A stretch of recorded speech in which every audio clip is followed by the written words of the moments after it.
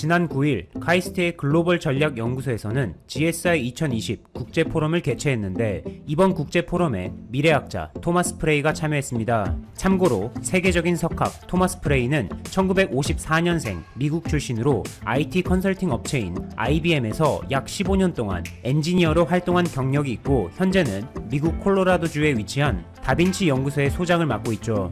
지난 2006년 구글에서 선정한 세계 최고의 미래학자로 꼽히고 있는 토마스 프레이 소장은 이번 국제 포럼의 자리를 통해 우리 사회에서는 앞으로 5년 후 양자 컴퓨터 기술이 급격하게 발전하고 전기차 및 자율주행차 발전으로 인해 내연기관 차량의 경우 생산이 멈출 것이다. 그리고 10년 후에는 디지털 트윈, 유전자 가위 기술 등 바이오공학 부문에서 크게 발전해 인간의 질병 정복과 수명 연장이 눈에 띄게 향상될 수 있을 것이다. 라고 언급하며 신종 코로나 바이러스 감염증 사태 이유를 예상했죠. 또한 프레이 소장은 2100년에는 한국을 포함한 주요 국가 20개국의 인구가 많게는 절반으로 감소할 수 있다고 우려의 목소리를 높이면서 이에 따라 큰 문제가 발생할 수 있는 기존의 방식에 대해서도 경고를 아끼지 않고 있는데 그 예로 대학, 영화, 외식, 스포츠 산업 등이 있죠.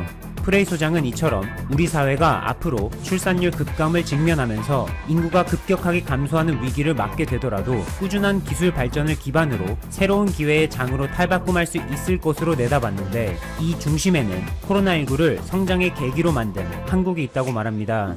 앞서 GSI 2020 국제 포럼에서 미래학자 토마스 프레이 소장이 언급한 것처럼 한국은 특히 포스트 코로나 시대를 맞아 현재와 앞으로 다가올 미래의 위기를 극복하기 위한 방안을 모색하는 자리를 마련했습니다. 지난 10일 한국을 대표하는 3대 이동통신사 중 하나 SK텔레콤에서는 인간, 기계, 함께하는 경험이라는 주제로 국내뿐만 아니라 해외의 저명한 인공지능 전문가들과 함께 AI 2020 컨퍼런스를 개최했죠.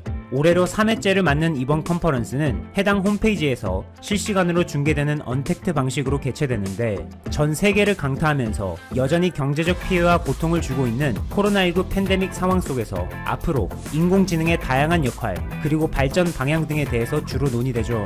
이번 AI 2020 컨퍼런스에는 미국의 인지과학자이자 베스트셀러 작가 그리고 인공지능 관련 스타트업 로버스트 AI의 창업자인 게리 마커스 뉴욕대 교수와 앨런 AI 연구소의 오렌 에치오니 워싱턴대 교수, 시리의 아버지로 유명한 톰 그루버, 그리고 정재승 카이스트 교수 등이 참여했고 특히 한국의 정재승 교수는 AI에 대해 뇌과학을 바탕으로 설명합니다. 뿐만 아니라 포스트 코로나 시대를 맞아 한국에서는 우수한 기술력과 인재를 보유하고 있는 국내 중소기업들도 적극적으로 지원하고 있죠. 지난 9일 특허청의 발표에 따르면 국내 수출 성장 가능성이 매우 높은 유망 중소기업 820개사를 대상으로 글로벌 시장에 진출해 활약할 수 있도록 전폭적으로 지원할 사업비를 반영해 6,060억 원 규모의 내년 예산안을 편성하여 국회에 제출했다고 전해져 세간의 이목을 끌었죠. 특히 논문이나 특허 등의 기술 문헌이 급증하고 온라인 쇼핑 추세에 따른 상표 출원의 증가를 고려해 지식재산 창출 및 보호에 중점적으로 사업비를 편성했으며 소부장 분야의 기술 자립 부문도 확대했습니다. 이 외에도 한국에서는 코로나19 사태 대응 면에서 세계적인 모범이 된 K방역과 함께 바이오 부문에서도 역동적인 움직임이 포착됐습니다. 전 세계 곳곳에서 자신의 전문 분야 연구에 매진해온 생명과학 분야의 한국인 연구자들이 놀랍게도 한 곳에 모여 공동 연구를 진행하게 됐죠. 한국 고려대학교 응용동물학과에서 학사와 석사를 마치고 미국으로 건너가 매사추세츠 주립대와 스탠퍼드대에서 공부한 시연 리 박사는 전 세계의 한국인 생명과학 연구원들이 서로 머리를 맞대고 공동으로 연구할 수 있는 플랫폼을 제공하는 K-바이오 단체를 설립했습니다.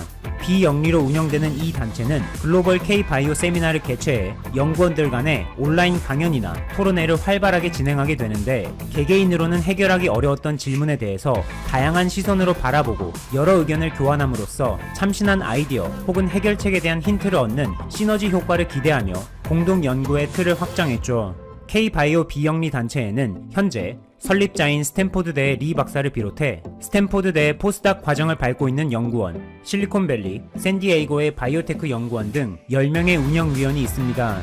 리 박사는 공동연구 활성화를 위한 플랫폼을 운영하면서 전 세계에 흩어져 있는 여러 생명공학 분야의 우수한 한국인 연구자들이 서로 적극적으로 교류하는 것을 목표로 하고 있는데 다양한 과학 분야의 교류 안에서 뜻밖의 새로운 것이 탄생하기도 하는 믹스 앤드 매치의 효과를 기대하면서 앞으로도 공동연구 활성화에 앞장선다고 말하죠.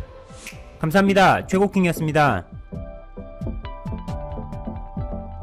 발암 물질 기준치 초과 검출 소비자 주의 요망 가다랑어를 찐 다음 훈제를 하고 발효시켜 건조시킨 식재료다. 오늘날의 형태가 된 때는 식문화가 급격히 변화한 에도 시대로 이때 가쓰오부시도 함께 변화하여 이전까지는 하지 않았던 발효 과정을 거치게 되었다. 곰팡이, 구체적으로는 누룩곰팡이 속이 훈연시킨 생선 표면을 뒤덮을 때까지 숙성시키면 완전히 말라붙으면서 특유의 향이 배어든다. 가쓰오부시는 가다랑어로 만든 숙성포를 통칭하는 말이며 가다랑어로 만든 포를 홈부시라고 한다.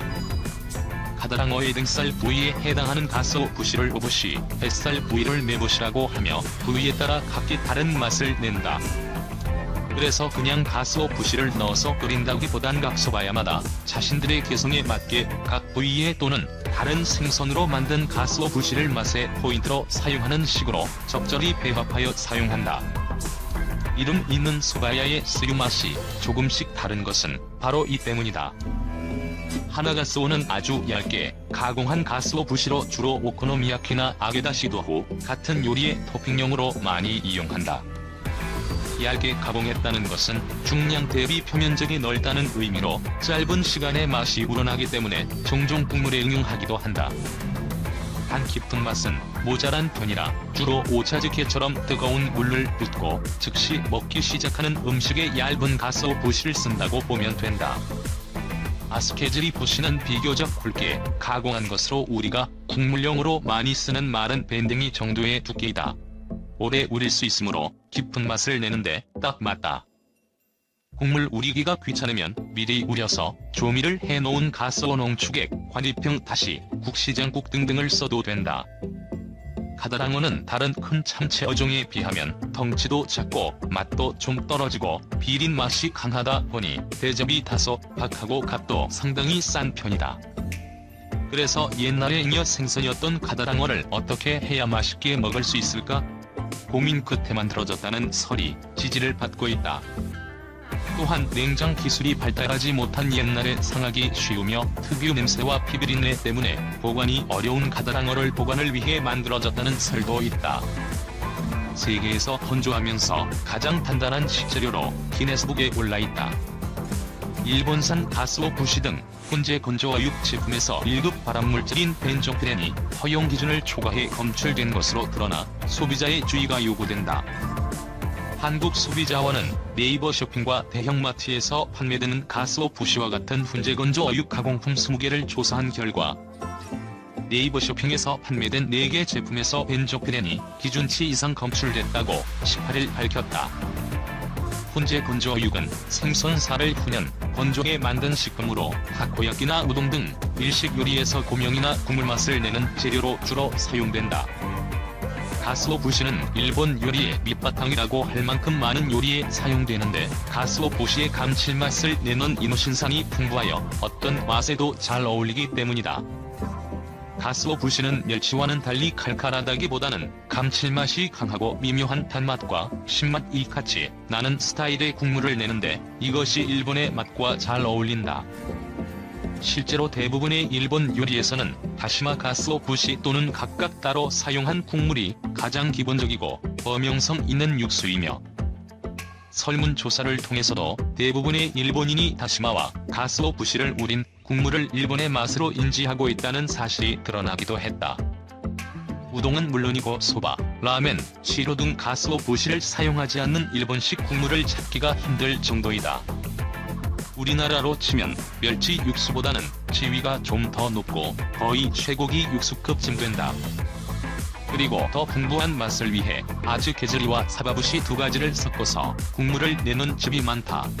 특유의 식감 때문에 호불호가 갈리기도 한다.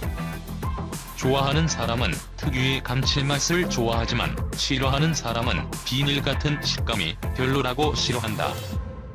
이번 소비자원 조사에서 적발된 4개 제품 중 3개가 일본에서 제조된 것이었다.